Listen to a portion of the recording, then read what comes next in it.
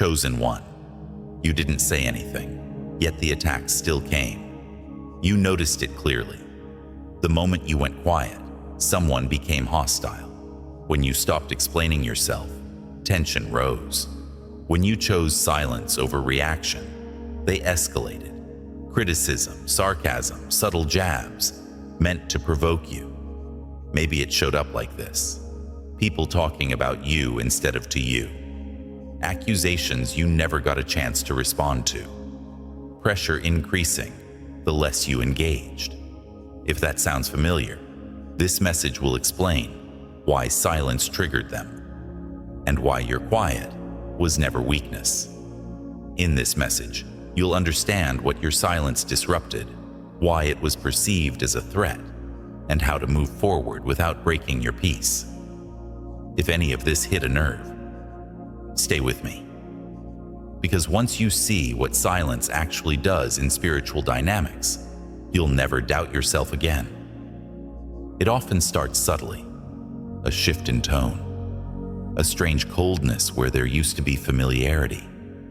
People reacting to you as if you've done something wrong, even though you've done nothing at all. You didn't confront them. You didn't accuse. You didn't withdraw dramatically. You simply became quiet. And somehow, that silence made things worse. In families, it looks like this. You stop defending yourself, and suddenly you're labeled distant or disrespectful. You stop absorbing tension, and you're accused of changing or acting different. At work, it shows up as scrutiny. Your words are replayed, your intentions questioned, your silence interpreted as defiance. In relationships, it can feel even sharper. You pause instead of arguing, and the other person escalates. They push, they provoke, they try to pull a reaction out of you. Emotionally, this leaves you confused. You feel misunderstood, unfairly targeted, almost punished for choosing restraint. And at some point, you start wondering if silence was a mistake. But here's the reframe. This wasn't random tension, and it wasn't about communication style. This was a power shift. In spiritual and psychological language, silence breaks unconscious agreements. Agreements where you were expected to explain, soothe, absorb, or regulate. When those agreements dissolve, systems react. Some traditions describe this reaction symbolically as controlling or monitoring energies becoming alert when influence is threatened. Psychology calls it the same thing, in different words. People losing access to your emotional labor. That's why the attacks felt disproportionate. That's why they came when you were calm, not confrontational. You weren't being punished for silence. You were being tested to see if you would return to the role that made others comfortable. But this isn't just about behavior. There's a deeper reason silence feels so dangerous to unhealthy systems, and that's what we need to uncover next. Inside you, silence was never emptiness. It was containment. You didn't go quiet because you were afraid. You went quiet because you were listening, tracking what was real and what was performance. You've always had this ability to sense when words would only feed chaos, to feel when engagement would give the wrong kind of power. So instead of reacting, you paused. You noticed patterns most people miss, how certain individuals only feel alive when there is friction, how some dynamics collapse without your emotional input.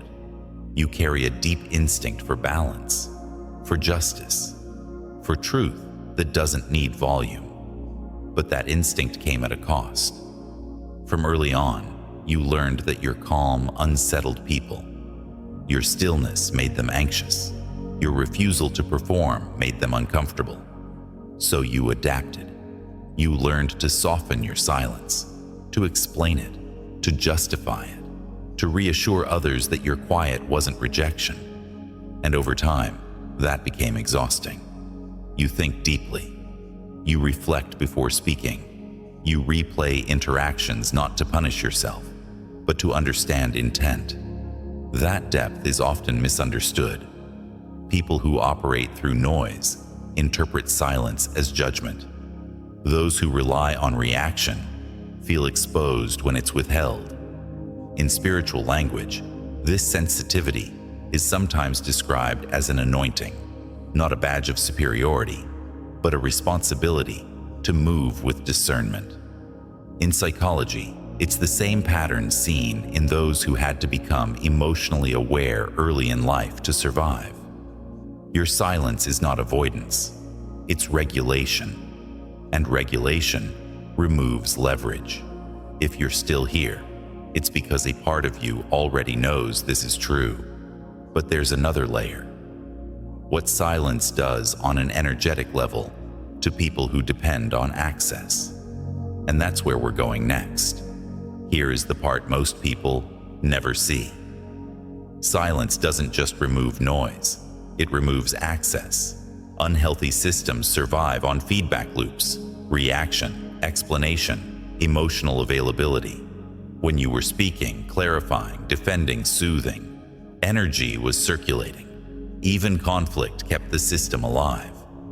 But when you went silent, truly silent, the circuit broke. In spiritual language, this is why silence has always been feared, not because it is passive, but because it is sovereign. Silence doesn't argue, it doesn't negotiate, it doesn't leak information. And for personalities that rely on control, that is destabilizing.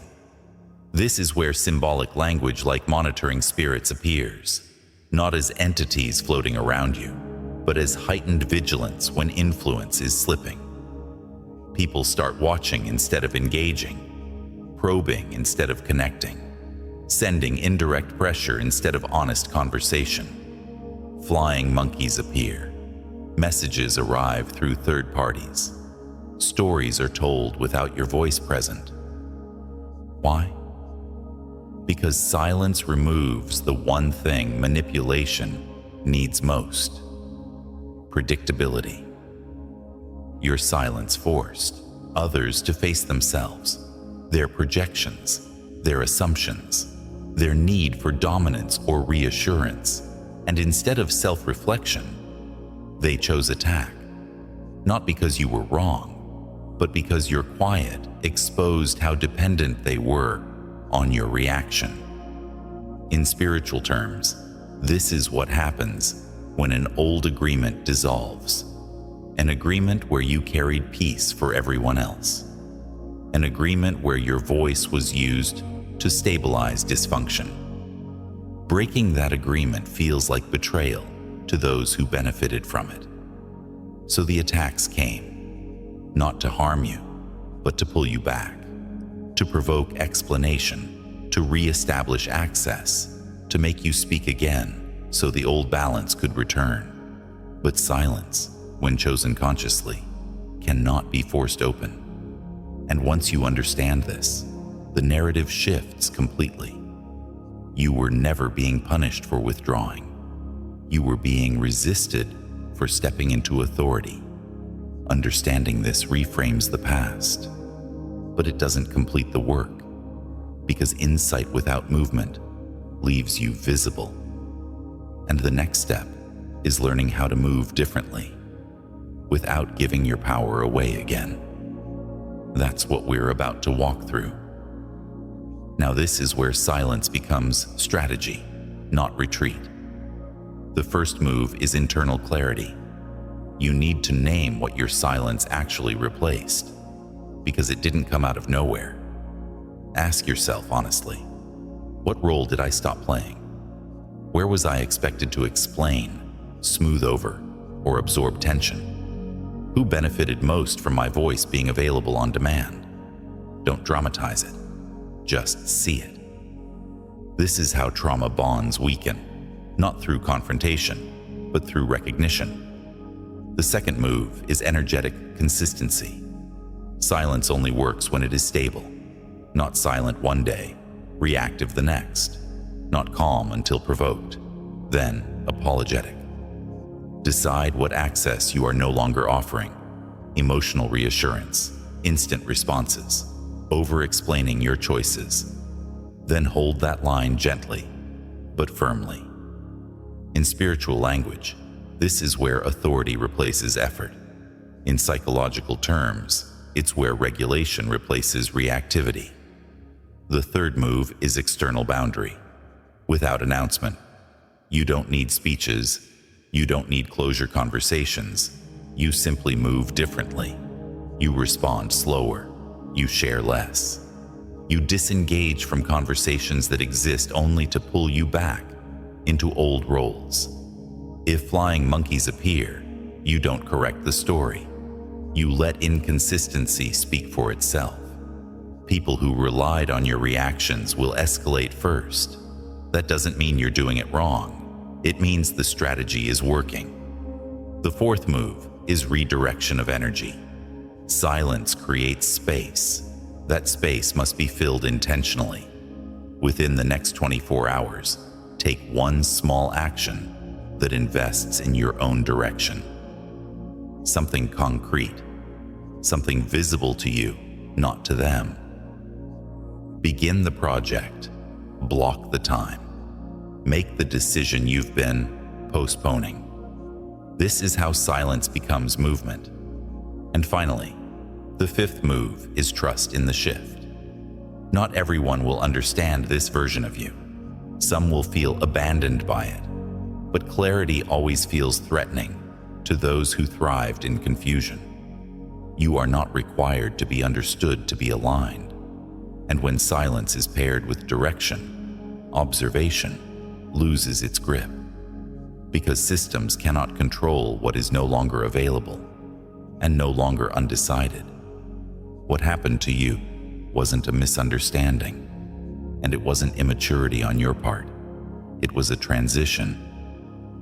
The moment you chose silence, you stepped out of a system that depended on your reaction. The moment you stopped explaining, you stopped negotiating your worth. The moment you held your ground quietly, authority shifted. That's why the attacks came after you went quiet, not before. Silence didn't weaken you. It revealed who needed access to feel powerful. If you've lived inside a trauma bond, this is where it starts to loosen. If you've carried an anointing you didn't yet have language for, this is where it stabilizes. If you've been cast as the scapegoat in dynamics that required someone to absorb the tension, this is where the role ends. You were never meant to win by arguing. You were meant to win by becoming unavailable to distortion. This chapter of your life isn't about being louder. It's about being clearer. If this message resonated with you, don't brush it aside. Mark this moment, not for anyone else, but for yourself. Comment 777 below if you are choosing silence with direction, clarity without explanation, and peace without permission. Stay connected if you want to keep walking this shift with understanding and support. You don't have to navigate this transition alone. You were not silent by accident. You were not attacked by coincidence. And this season is where your authority stops being questioned, even when you say nothing at all.